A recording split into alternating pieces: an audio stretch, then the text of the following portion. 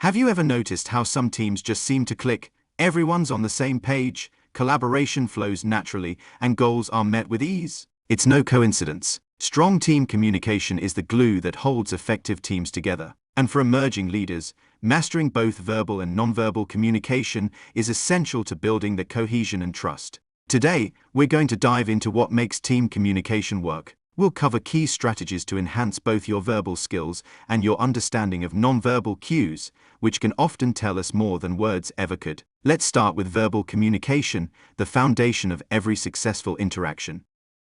At its core, effective verbal communication comes down to three things: clarity, active listening, and adaptability. First, clarity is crucial. As a leader, when you're explaining a new strategy or assigning a task, every word counts. Structure your message logically, keep it concise, and make sure you're understood. For instance, if you're rolling out a new project, try breaking it down into clear, manageable steps, checking in with your team to make sure they're on board. Next is active listening. It's one thing to hear what people are saying, it's another to understand and show you value their input. Active listening means focusing fully on the speaker, summarizing what they say, and asking clarifying questions. This shows your team members that their opinions matter, and it builds trust and respect. It's especially powerful in team meetings when every voice should be heard and valued. Finally, effective leaders adapt their communication style to fit their team. Not everyone processes information in the same way. Some people might respond well to visual aids or detailed explanations,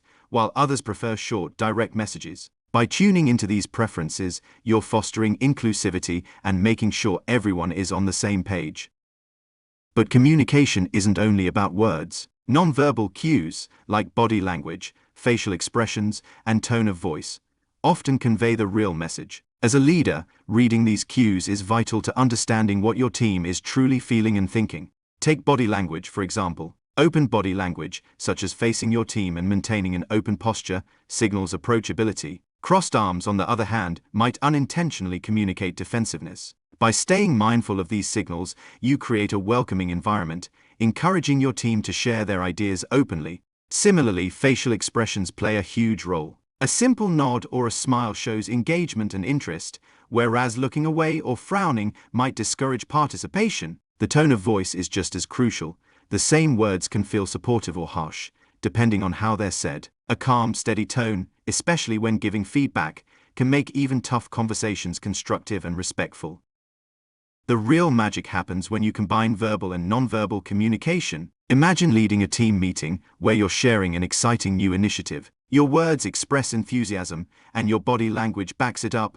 Maybe you're leaning forward, smiling, using hand gestures to highlight key points. That congruence strengthens your message, building excitement and buy-in among your team.